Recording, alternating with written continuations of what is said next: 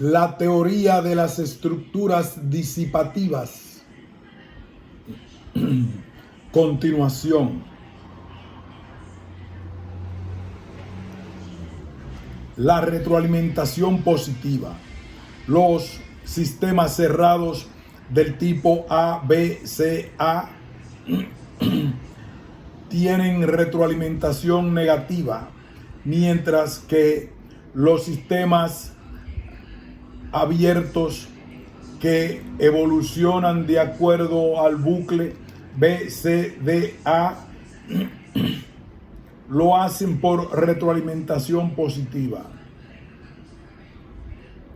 La retroalimentación negativa tiende a corregir una desviación llevando al sistema a su estado original.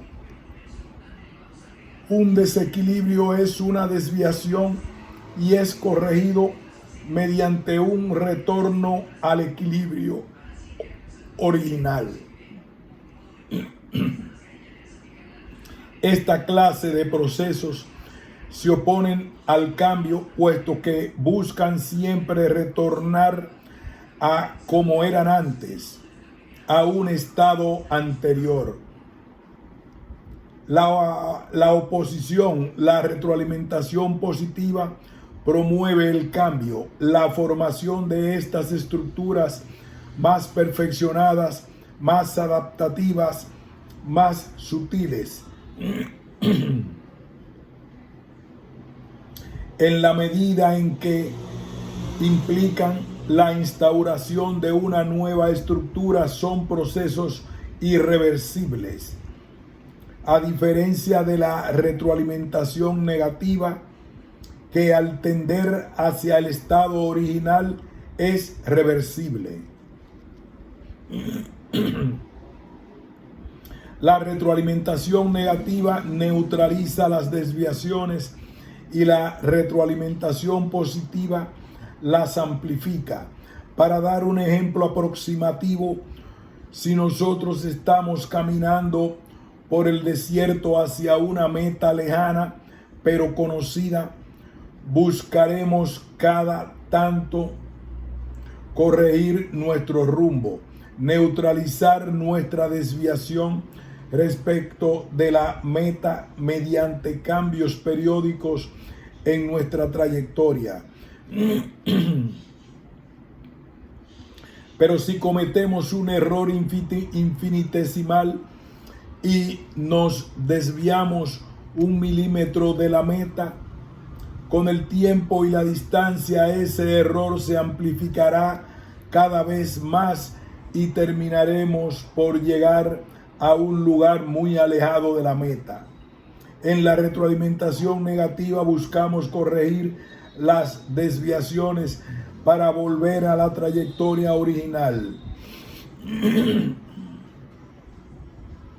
Y en la retroalimentación positiva, pequeños cambios inducirán grandes modificaciones que podrán desembocar en nuevas metas desconocidas, tal vez mejores, aunque no podamos predecir con exactitud a dónde es que llegaremos. Como veremos, el psiquismo funciona de estas dos maneras. A veces intentamos volver a la situación original. Es mejor lo malo conocido que lo bueno por conocer. Y otras buscamos la innovación, el cambio.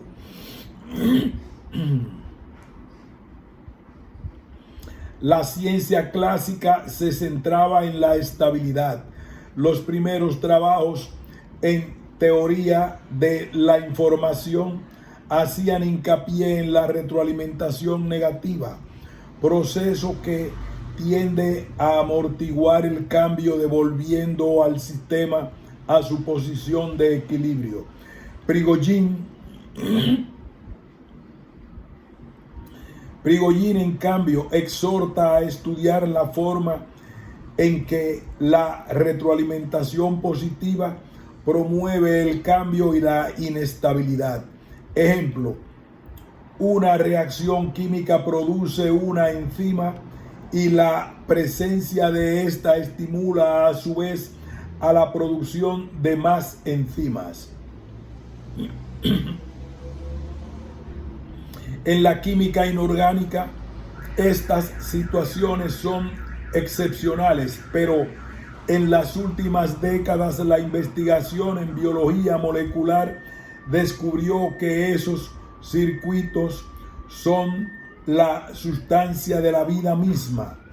Ayudan a explicar la evolución desde pequeños conglomerados de ADN hasta complejos organismos vivientes. En la sociedad también hay ejemplos. La riqueza genera más riquezas. Los votos que atraen más votos, o las corridas bancarias, o las escaladas armamentistas. La retroalimentación positiva implica que cuando una variable aumenta, también lo hace la otra. O bien, cuando una disminuye, también disminuye la otra. Esto explica finalmente cómo a partir de pequeños cambios terminan produciéndose cambios muy grandes, efecto mariposa. O bien, cómo a partir de grandes cambios terminan produciéndose modificaciones insignificantes. Según Prigogine, cuando se empuja al sistema más allá de sus límites de equilibrio, proliferan estos circuitos de retroalimentación positiva, y tal vez ello ayude a explicar, en la opinión de Toffler, un conspicuo defensor de la teoría del caos, los acelerados cambios que producen hoy en día. La evolución requiere antes que nada inestabilidad. O sea, que los pequeños acontecimientos sean magnificados, y esto solo es posible en una situación de no equilibrio.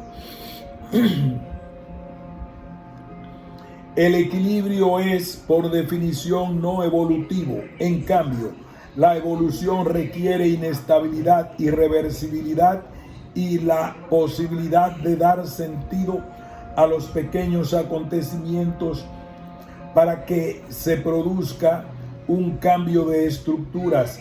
La irreversibilidad hace posible cosas que serían imposibles en estado de equilibrio. Por ejemplo, la diferencia de temperatura en un líquido produce turbulencias. Estamos aquí ante un proceso irreversible. La irreversibilidad provee una importante ley constructiva, la del origen de la vida y de sus estructuras derivadas altamente complejas y sofisticadas, como el cerebro o la sociedad.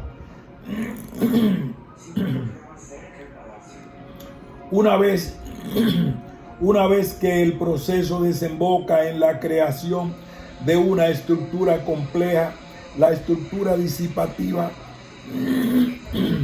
se produce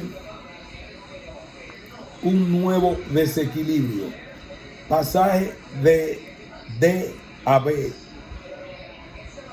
y recomienza un ciclo de caos donde se producen nuevas inestabilidades y fluctuaciones. Para Prigogine, todos los sistemas contienen subsistemas en constante fluctuación. A veces una sola fluctuación en uno solo de ellos puede ser tan potente como resultado de una retroalimentación positiva que hace añicos toda la organización preexistente. En tal momento, llamado momento singular o punto de bifurcación, es intrínsecamente imposible saber hacia dónde evolucionará el sistema, estado de improbabilidad, y se desintegrará en un caos o saltará a un nuevo nivel de organización más elevado o diferenciado, es decir, a una nueva estructura disipativa. Así, cuando se quita a los sistemas del equilibrio, se comportan de forma extraña, dejan de actuar como máquinas newtonianas, tornándose no lineales. Pequeños inputs pueden provocar grandes cambios o al revés, grandes fuerzas escasas o ningún cambio. En estas condiciones el sistema enloquece. Se multiplican los circuitos de retroalimentación positiva que generan procesos de autoorganización y autoalimentación. Entra a jugar el azar. Las estructuras antes afianzadas pueden desintegrarse o modificarse a sí mismas totalmente. En suma, podemos decir que para que surja una nueva estructura más compleja, una condición necesaria es que haya un estado inicial en el punto de bifurcación. Por ejemplo, un pequeño acontecimiento que luego, por retroalimentación positiva, genere grandes consecuencias. Este proceso de retroalimentación es la condición suficiente, porque por sí sola la condición inicial no puede hacer nada. Además, Prigogine destaca el hecho de este acontecimiento inicial, muchas veces insignificante.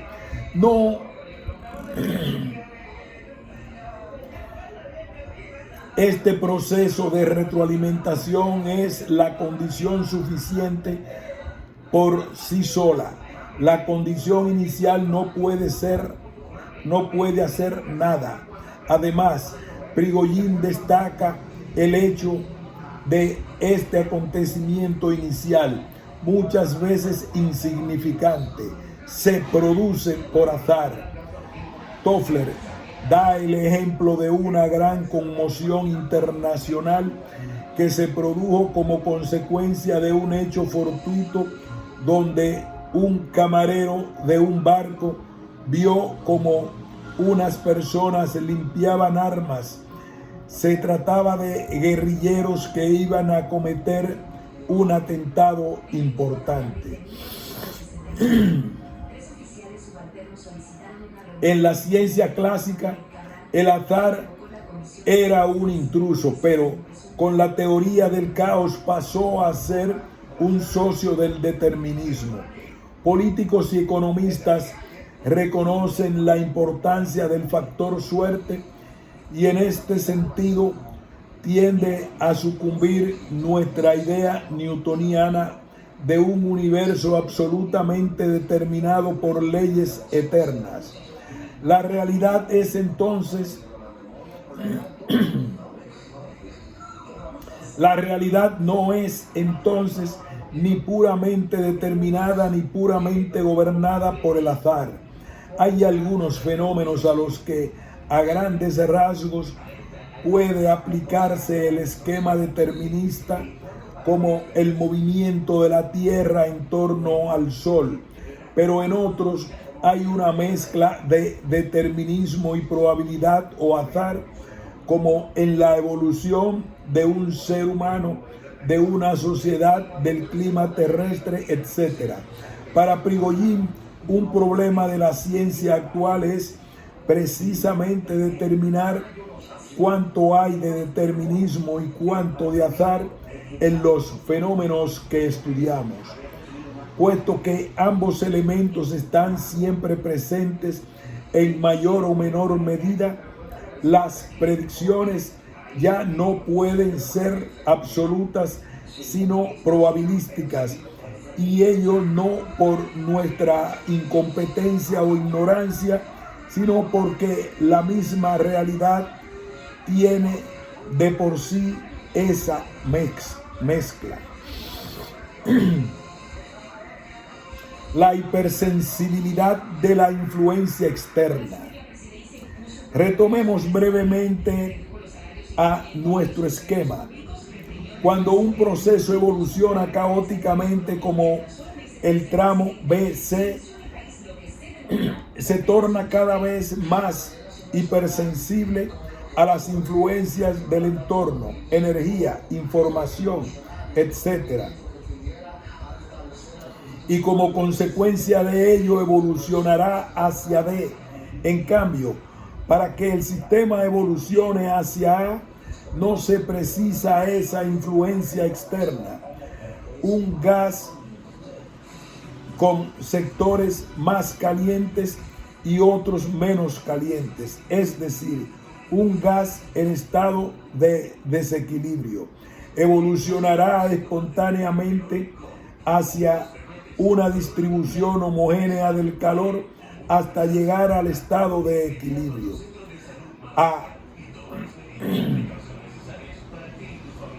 Sin que para ello haya debido sufrir la influencia de algún agente externo. No ocurre lo mismo con los sistemas abiertos.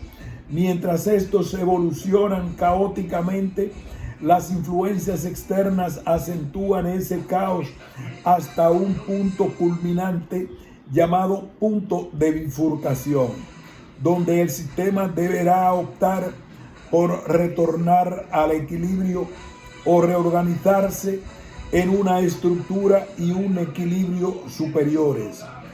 Si Prigozhin tiene razón al respecto, señala Toffler,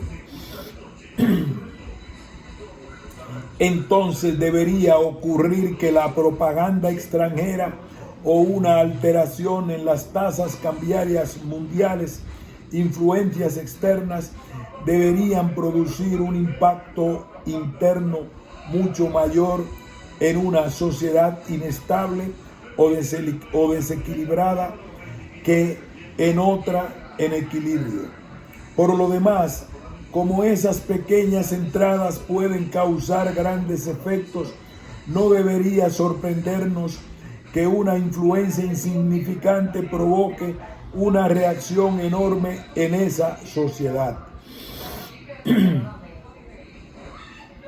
También debería ocurrir que generar esa influencia más inestabilidad aún. También debería ocurrir que al generar esa influencia más inestabilidad aún, la sociedad termine en una larga por estructurarse, ingresando en un nuevo ordenamiento. También debería ocurrir que al generar esa influencia más inestabilidad aún, la sociedad termine a la larga por reestructurarse, ingresando en un nuevo ordenamiento. Tal vez es con la posibilidad de acceder al primer mundo. A nivel psicológico, también ocurre esto. Una persona inestable es más hipersensible a las críticas que otra más equilibrada. No hace mucho, en diciembre de 1994, tuvimos en la Argentina un ejemplo palpable. Nuestro país sufrió una importante influencia externa, la crisis económica de México. Argentina acusó recibo de esa influencia, causó un impacto interno muy importante, lo que puede hacernos pensar que se trata de un país altamente inestable, por ser precisamente tan hipersensible a la influencia foránea. Estados Unidos, un país estable, no sufrió tanto la conmoción mexicana en la medida argentina, aun cuando tomó debida cuenta de ella. El planteo epistemológico de Prigozhin. Los intereses de Prigozhin no están puestos solamente en la investigación de la realidad material, sino que también ha intentado una reflexión sobre la ciencia misma. Las grandes teorías, dice el pensador, surgen indudablemente debido a la inspiración de un genio, pero esto no es lo único ni lo más importante.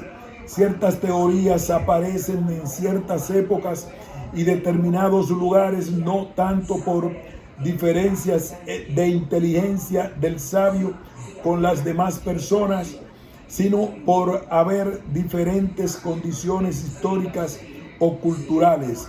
Así, por ejemplo, si un pueblo cree en un ser que creó el mundo y determina su futuro, las teorías propondrán leyes deterministas y sobre esa base el sabio construirá su teoría.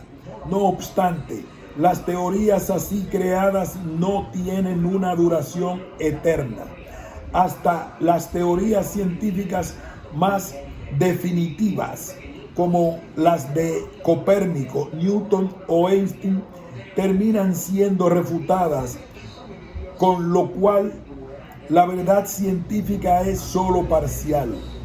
Por ejemplo, la teoría de Newton mostró su incompetencia al nivel de los objetos ligeros del mundo subatómico, y la mecánica cuántica vino a llenar el vacío de la explicación.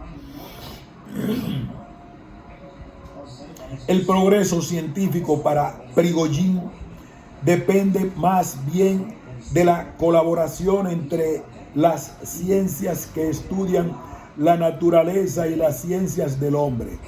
A pesar de ser tan diferentes en otros aspectos, Tom y Prigogine coinciden en algo. Se oponen a la fragmentación del conocimiento y dicen que las ciencias exactas y las humanas están condenadas a progresar juntas o bien a perecer juntas. Para Prigogine, la clásica ruptura entre ambos grupos de disciplinas obedece a que las ciencias humanas relatan acontecimientos y las exactas buscan leyes eternas, pero con una nueva ciencia del caos, esta oposición desaparece porque los fenómenos físicos también tienen historia y por ende no obedecen a leyes inmutables. Y podríamos agregar, la oposición también se diluye cuando advertimos que se pueden analizar el fenómeno humano desde el punto de vista de la termodinámica irreversible, es decir, entendiéndolo como uno de los sistemas alejados del equilibrio, que hace casi 2 décadas le dieran a Prigogine la oportunidad de recibir el premio Nobel. Caos, determinismo en psicología. Caos y determinismo en psicología. Hemos dicho que la teoría del caos, a pesar de su denominación, no concibe la realidad como puro azar, sino como una mezcla de azar y determinismo, de manera que tiene algunos aspectos predecibles y otros no. En todo caso, debido a la incidencia del azar, las predicciones que se hagan sobre futuros acontecimientos solo pueden ser probabilísticas. Buena parte de las teorías psicológicas, entre ellas el psicoanálisis, tomaron como bases las teorías puramente deterministas. Aquí vamos a examinar cómo es posible encarar el comportamiento humano o cómo es posible explicar el funcionamiento del psiquismo sobre la base del nuevo marco teórico que nos ha suministrado en este siglo la teoría del caos. Intentaremos comprender en una palabra cómo es posible concebir lo psíquico como una mezcla de azar y determinación. Consideraremos para ello el esquema adjunto que a grandes rasgos ya habíamos explicado en nuestro número anterior, pero que aquí sintetizaremos para refrescar nuestros conocimientos y ponernos en clima. El esquema viene a resumir muy simplificadamente la teoría del caos y muestra en primer lugar que los procesos de la realidad, incluida la realidad psíquica, son circulares, es decir, forman bucles o circuitos cerrados de retroalimentación. Para explicarlos, se puede entonces comenzar desde cualquier punto del proceso. Supongamos A. Se parte de un estado de equilibrio. Este estado se rompe porque el sistema recibe alguna influencia externa bajo la forma de energía o información, con lo cual pasa a un estado de desequilibrio. La experiencia revela que este estado de desequilibrio no puede sostenerse por mucho tiempo y que pronto intentará un reequilibramiento que puede seguir dos rutas alternativas a partir de un punto de bifurcación, o bien retorna al equilibrio original de C, pasa a A, o bien procura pasar a un equilibrio superior más complejo y más sofisticado, denominado por Prigogine estructura disipativa, pasaje de C a D. La primera posibilidad se lleva a cabo mediante un mecanismo de retroalimentación negativa, compensador o neutralizador de las desviaciones, y por ello el sistema vuelve a su estado inicial. La segunda posibilidad tiene lugar mediante el mecanismo de retroalimentación positiva, amplificador de las desviaciones, y por ello el sistema es conducido a una situación tal que se desestructura y se reconfigura en una nueva estructura distinta de la anterior y, como dijimos, más compleja. Mientras la primera posibilidad nos sugiere un proceso reversible, pues vuelve al mismo punto de partida, la segunda nos sugiere un proceso irreversible, desde que no implica volver al punto de partida, sino a continuar para adelante a través de la construcción de más y más estructuras, cada vez de mayor complejidad, impredecibles todas ellas. Examinemos cómo pueden verse en el campo de los fenómenos psíquicos ambas posibilidades. A. Retorno al equilibrio original. Si algún lugar está tan bien retratado este mecanismo de retorno al equilibrio original, es en la ortodoxia de la metapsicología freudiana, cuando, inspirado por Fechner, Freud habla del famoso principio de la constancia. Se habla allí de una irrupción pulsional, agente desequilibrante, en el aparato psíquico. El equilibrio se rompe, pues hay un excedente de energía, y de acuerdo al principio de constancia que prescribe mantener todos los parámetros precisamente constante, buscará el aparato mental descargar ese excedente de energía para recuperar su nivel original. Tal el modelo ideal de funcionamiento psíquico, fundado en el mecanismo de retroalimentación negativa. La desviación del nivel de energía producido por la irrupción de la pulsión debe ser neutralizada y retornar a su medida original. Y aun cuando Freud dice que en la práctica la descarga de la pulsión no se realiza tan libremente debido a ciertas barreras que se opondrán a esa descarga, a pesar de ellas, el aparato psíquico buscará salidas sustitutivas, síntomas, sueños fallidos, etc., que reivindiquen el principio de constancia a pesar de los obstáculos. Hay siempre un intento por retornar al original equilibrio. El psicoanálisis llega incluso aún más lejos cuando Freud plantea la eterna lucha entre las pulsiones de vida y las pulsiones de muerte, donde terminan prevaleciendo estas últimas, llevando al sujeto a su estado original, que es el estado inorgánico inanimado.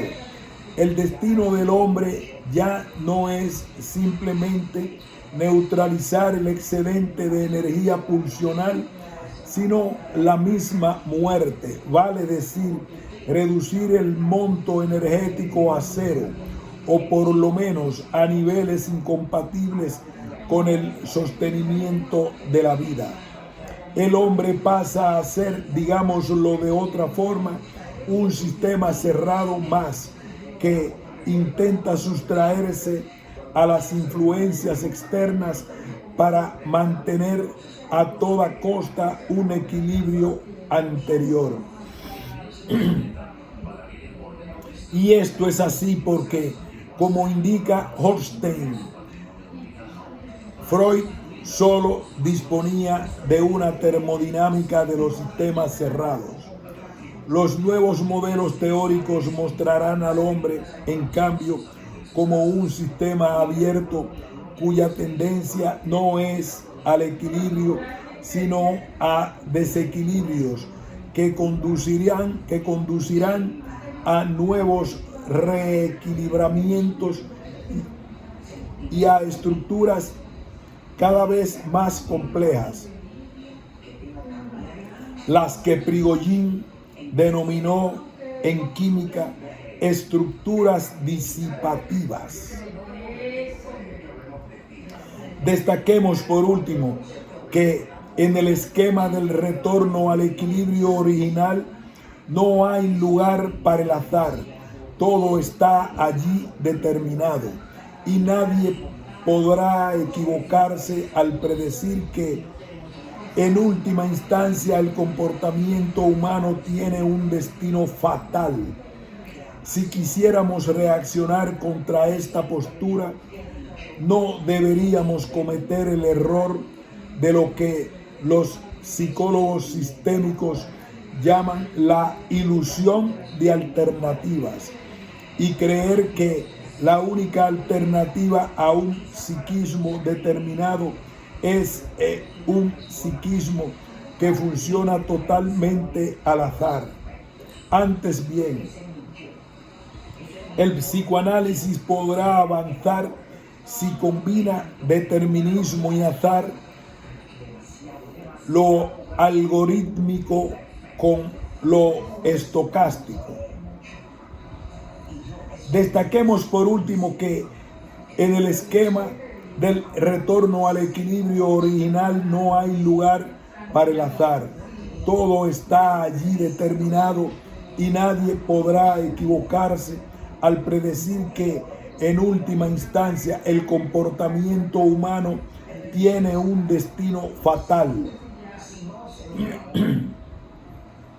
Si quisiéramos reaccionar contra esta postura, no deberíamos cometer el error de lo que los psicólogos sistémicos llaman la ilusión de alternativas y creer que la única alternativa a un psiquismo determinado es un psiquismo que funciona totalmente al azar. Antes bien, el psicoanálisis podrá avanzar si combina determinismo y azar, lo algorítmico con lo estocástico, la teoría de las máquinas y la teoría de los juegos.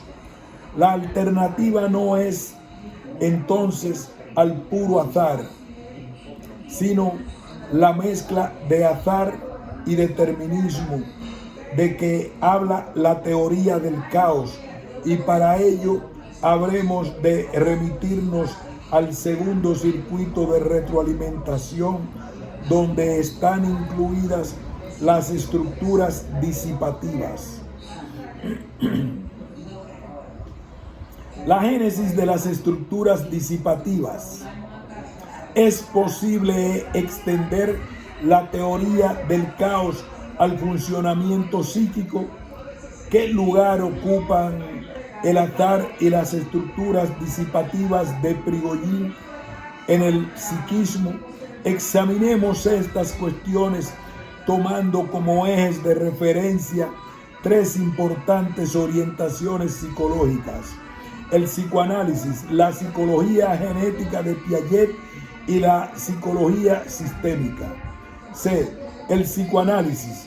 Indica Horstein que actualmente la idea del psiquismo como un sistema cerrado con una energía constante es un punto de estancamiento en la reflexión psicoanalítica. Y según el mismo autor, el inconsciente debe ser considerado más bien como un sistema abierto y como tal capaz de autoorganización, desestructuración y reestructuración, lo que es posible si se lo concibe con el contexto de un circuito de retroacción y más específicamente de retroalimentación positiva. Según la terminología que venimos utilizando, esta retroacción cuestiona la causalidad lineal y funda la eficacia misma del trabajo analítico, revelando la forma de recursividad donde el presente actúa sobre el pasado, el cual, sin embargo, condiciona la significación de lo actual. La retroacción permite pensar el advenimiento de lo nuevo en el interior de lo ya dado. ¿Qué significan estas palabras de Horstein? Lo siguiente: según el modelo de la causalidad lineal, la relación causa-efecto es unidireccional. La causa produce el efecto, pero no a la inversa. Lo pasado actúa sobre lo presente de forma tal que lo que hoy somos, pensamos o sentimos es el producto de nuestras pasadas experiencias infantiles, o, si se quiere, ciertos procesos del pasado determinan inequívocamente el porvenir, pero sin embargo lejos han quedado aquellas épocas en que John Watson proclamaba exultante que podía modelar un niño como el adulto que el psicólogo quisiera. La retroacción viene a mostrarnos que no solamente el pasado influye sobre el presente, sino que también de alguna manera el presente influye sobre el pasado.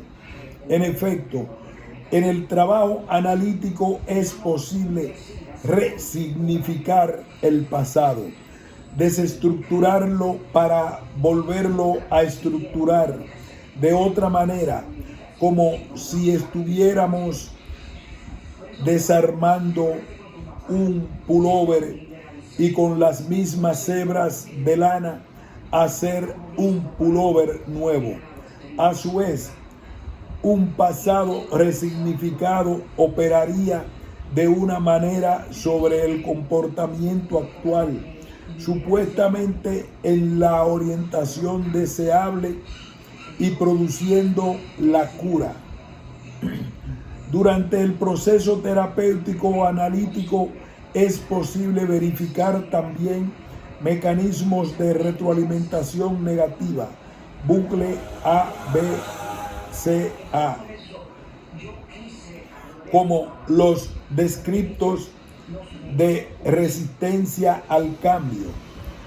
Interesa destacar que esta tendencia a volver a no cambiar es espontánea y requiere menor cantidad de energía que iniciar el deseable cambio.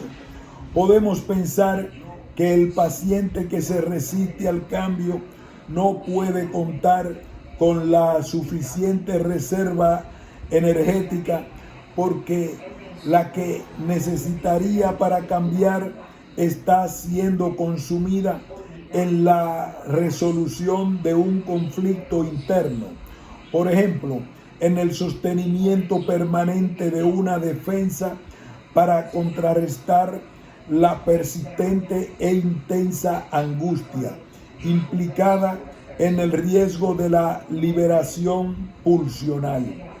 En suma, mientras el sujeto se encuentra desestructurado, está en el punto de bifurcación donde tiene dos opciones: o intenta volver a la estructura anterior por retroalimentación negativa, neutralizando la desviación introducida por el analista resistencias, o intenta reestructurarse mediante retroalimentación positiva.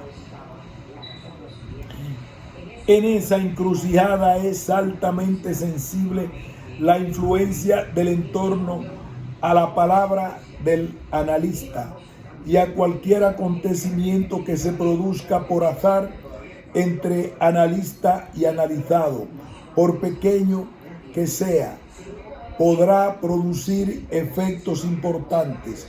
Una breve intervención interpretativa en este momento tan sensible provocará, en el mejor de los casos, la formación de una nueva estructura, la instauración de un nuevo orden que podrá eventualmente justificar el alta.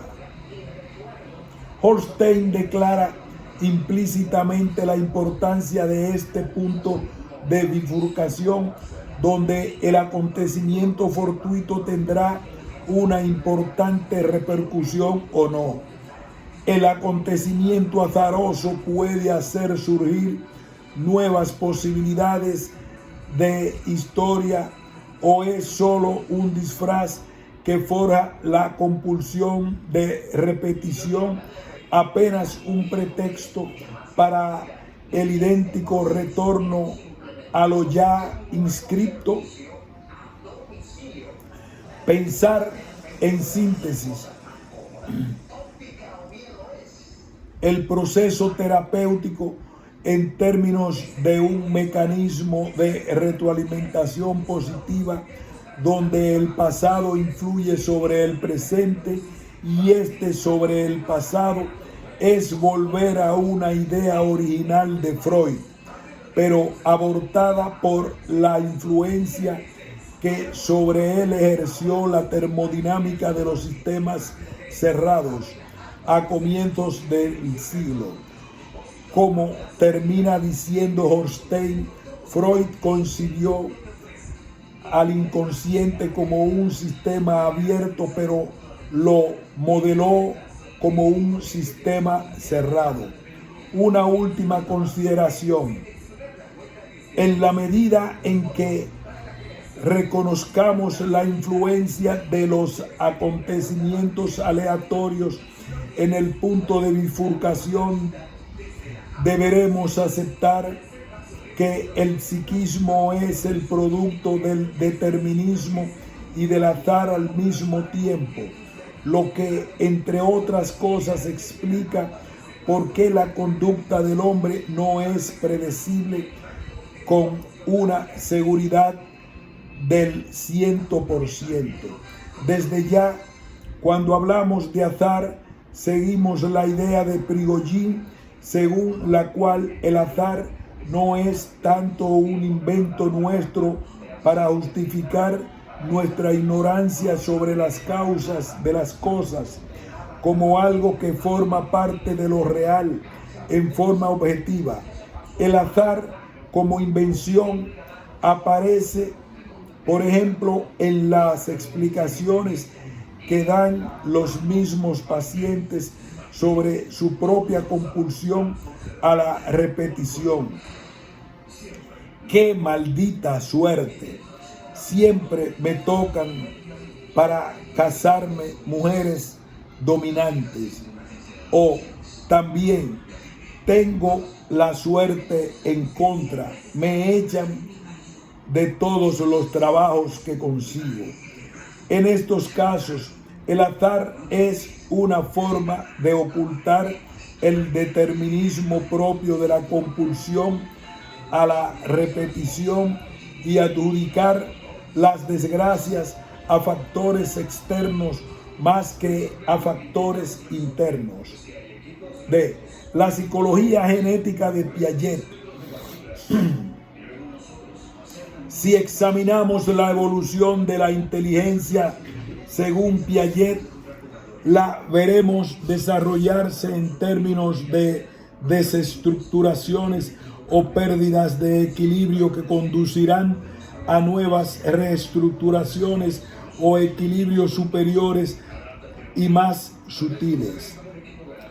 Las estructuras cognitivas de Piaget, tales como el grupo práctico de los desplazamientos y más adelante los reticulados y otras, pueden ser comprendidas como estructuras disipativas en la terminología de Prigogine. Las razones para trazar semejante comparación son, por lo menos, las siguientes. A.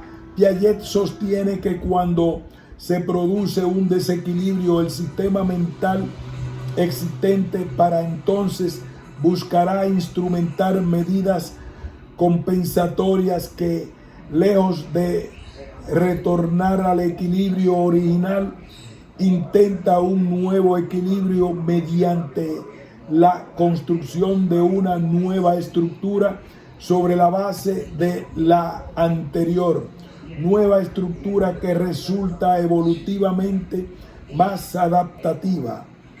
Cada nuevo estadio viene definido por una nueva estructura, es decir, representa un salto hacia la nueva estructura disipativa. El retorno al equilibrio original es lo contrario de un proceso evolutivo. B. El periodo de tiempo donde se verifica el desequilibrio, el psiquismo, resulta ser altamente sensible a las influencias del entorno. Un niño ocupado en afianzar una nueva estructura y que aún no entró en un nuevo desequilibrio, está en un momento de acomodación donde cualquier estímulo externo es acomodado a la nueva estructura. Pero en un momento subsiguiente, el nuevo desequilibrio producido obligará al niño a buscar estímulos, se tornará más sensible a lo que ocurre en su entorno para poder generar una nueva estructura disipativa, asimilación. La acomodación es un tiempo de consolidación de estructuras y la asimilación es un tiempo de búsqueda de estructuras nuevas y más complejas. Estos nuevos estímulos ambientales suelen ser insignificantes y ocurrir por azar, pero producen consecuencias importantes a los efectos de la constitución de la nueva estructura. Un bebé puede tocar por azar mientras agita incoordinadamente sus manos una campanilla. Mediante un efecto de retroalimentación positiva, esta influencia crece cada vez más, permitiendo las reacciones terciarias, y finalmente ellas conducirán nada menos que a la construcción de la primera estructura cognitiva propiamente dicha, el grupo práctico de los desplazamientos. En suma, la inteligencia se desarrollaría para Piaget de acuerdo al circuito de retroalimentación BCDB de nuestro esquema, donde cada nuevo agente externo fortuito estimula la génesis de nuevas estructuras disipativas. La psicología sistémica. Probablemente en el ámbito de la psicología y la psicoterapia sistémica, donde más influencia hayan ejercido algunas conceptualizaciones de la teoría del caos, toda vez que ambas comparten un punto de inspiración común, la teoría general de los sistemas. Como buenas hermanas de un padre en común, la psicoterapia sistémica y la teoría del caos tienen muchos elementos afines, y no resulta insólito que el proceso terapéutico sistémico pueda ser comprendido de acuerdo al esquema de Prigogine, que hemos sintetizado en el esquema que acompaña esta nota. Estos intentos han tenido lugar especialmente a partir de 1980. Desde esa fecha, Fred Abraham y Larry Vandenberg, cofundadores de la Society for Chaos Theory in Psychology, han venido trabajando en la aplicación de los conceptos de la teoría del caos al funcionamiento del psiquismo. En la misma orientación se sitúa William McDowell, profesor asociado de Psicología Clínica de la Universidad de Hahnemann, quien sostiene que en el psiquismo hay sistemas que parecen comportarse aleatoriamente, pero que encierran un orden oculto que, aunque podamos conocerlo, es igualmente imposible hacer predicciones exactas. Las personas se parecen mucho al clima, tienen comportamientos predictibles pero también impredictibles, y nunca se pueden descubrir todos los factores que sobre ellas actúan. Estas hipótesis fueron confirmadas por otros psicólogos como Butz. Así, por ejemplo, una persona puede encontrarse en un punto de bifurcación donde debe optar por mantener su equilibrio homeostático original, con lo cual está postergando el caos, o bien enfrentar el caos. El terapeuta debe, en estos casos, propiciar el caos, acentuar la desestructuración. Así, por ejemplo, una persona puede encontrarse en un punto de bifurcación donde debe optar por mantener su equilibrio homeostático original, con lo cual está postergando el caos, o bien enfrentar el caos. El terapeuta debe, en estos casos, propiciar el caos, acentuar la desestructuración que intenta evitar la persona en cuestión, favorecer la proliferación de circuitos de retroalimentación positiva. Y al contrario, si la persona ya se encuentra en caos, la labor terapéutica será de contención y buscará a ayudar a la persona y a encontrar un símbolo personal que actúe como guía para organización de una nueva estructura. También los cognitivistas y los neurofisiólogos están interesados en el modelo del caos. Investigadores como Paul Rapp en Pensilvania concluyó que, a juzgar por los registros electroencefalográficos y en comparación con el estado de reposo, el cerebro vuelve más caótico cuando comienza a resolver problemas, lo que a nuestro entender coincide con el resultado de Prigogine para la química y las investigaciones de Piaget para la psicología, en el sentido de que un estado de desequilibrio induce a las personas a buscar información en el entorno para resolver el mismo mediante una nueva estructura cognitiva. En ese momento la persona se encuentra altamente sensibilizada a cualquier influencia externa que, aun siendo pequeña, provocará grandes cambios y el psiquismo funcionará caóticamente hasta el logro de nuevo estado de equilibrio. Linda Chamberlain, psicóloga clínica del Colorado Family Center en Denver, piensa que la teoría del caos ofrece una forma de entender cómo ocurren los cambios durante la terapia familiar.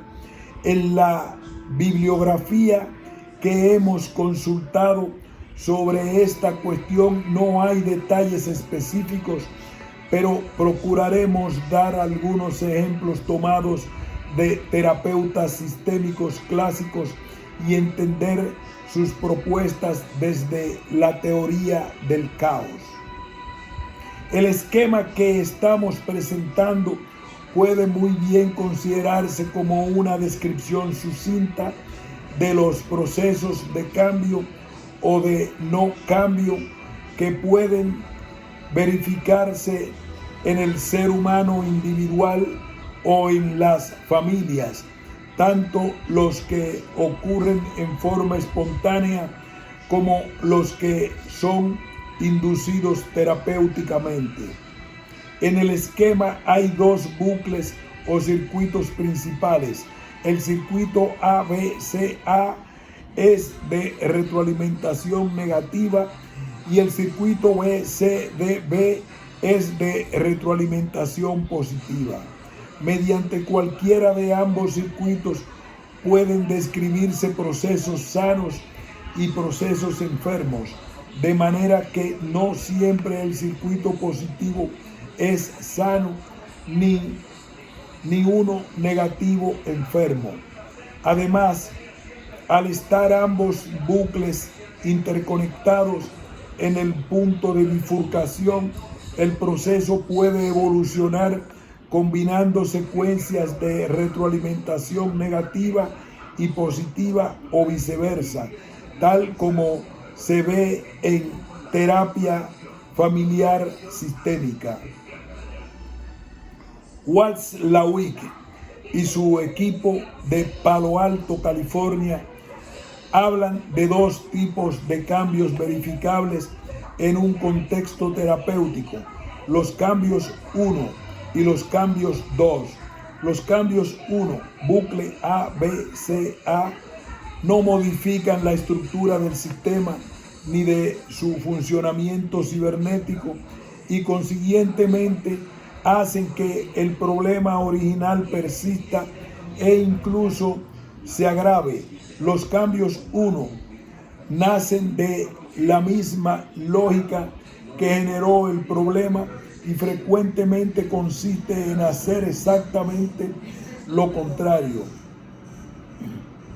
Si el problema son los atracones de comida de una bulimia, el cambio consistirá en hacer a continuación una dieta estricta y no volver a comer hasta el otro día. De alguna forma es la lógica del sentido común que prescribe compensar una desviación con una conducta opuesta. Se trata evidentemente de un mecanismo de retroalimentación negativa que busca neutralizar las desviaciones sintomáticas.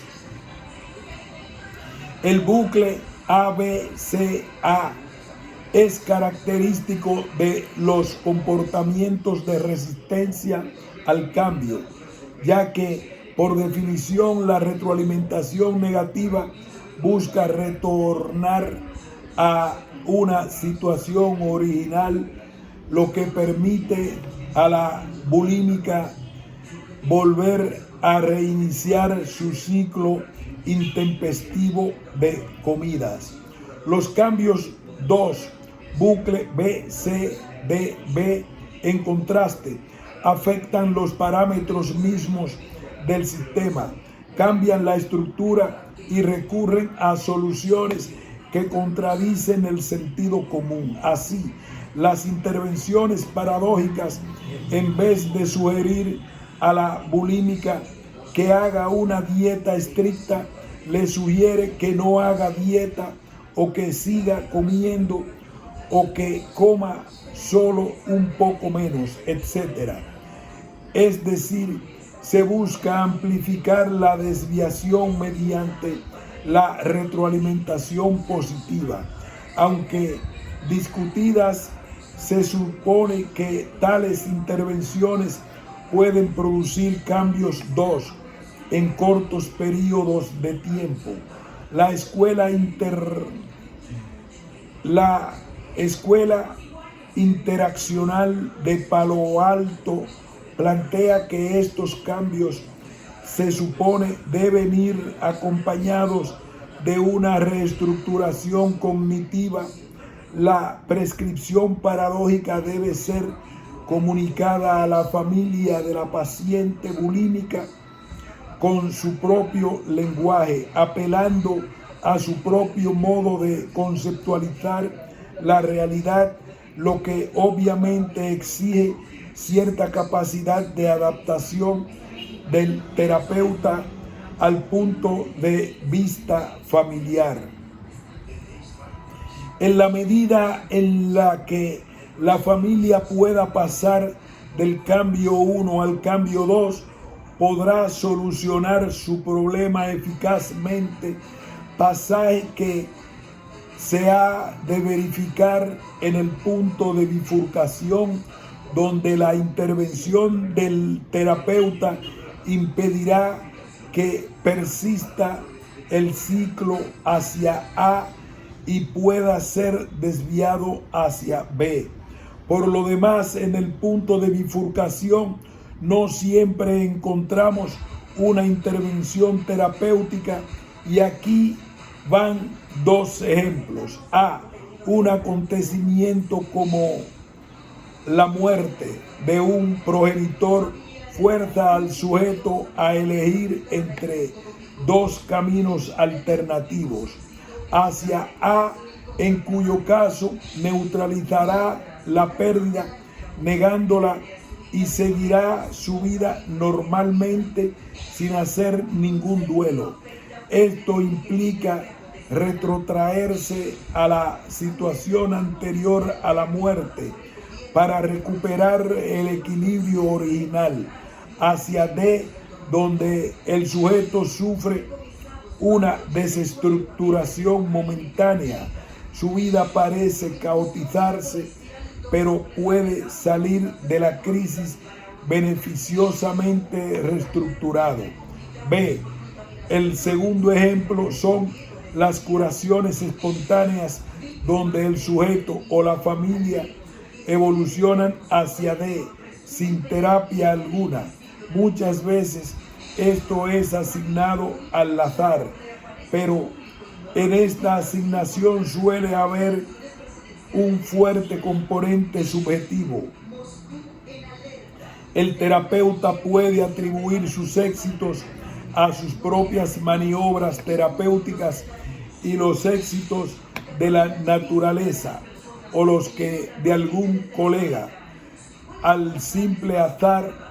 La retroalimentación positiva puede ser normal o beneficiosa.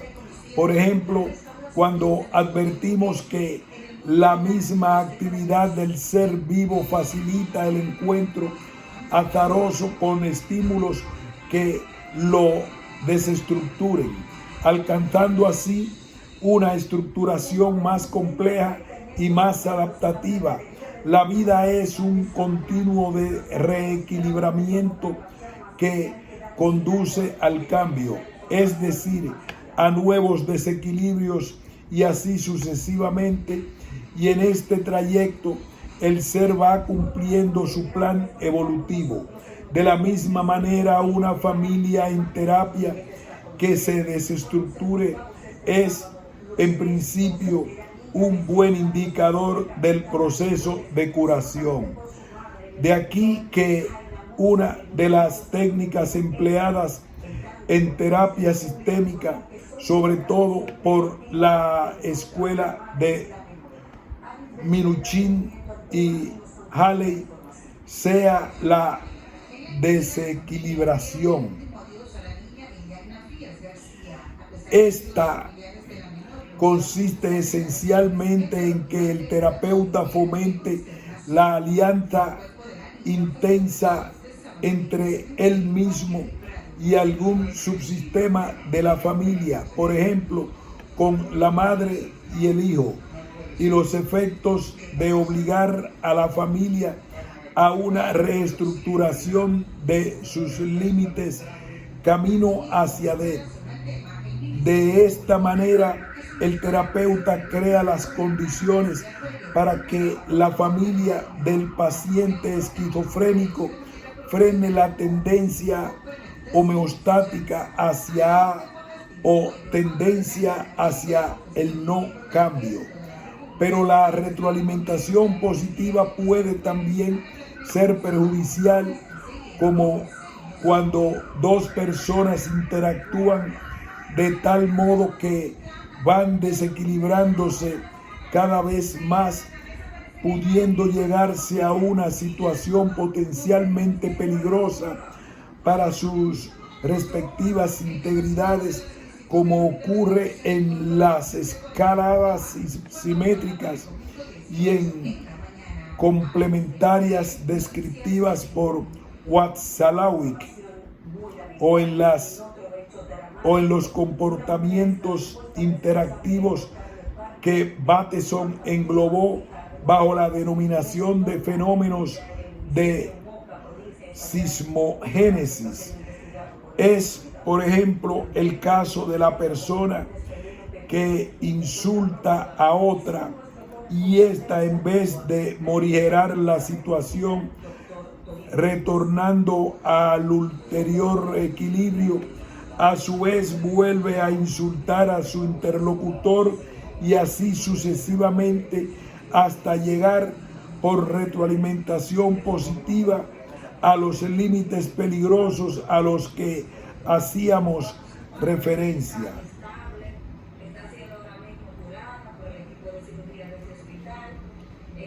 Aquí hacemos una pausa y retornaremos para continuar en el próximo apartado a partir de nos resta ver un último ejemplo donde la retroalimentación negativa puede ser beneficiosa.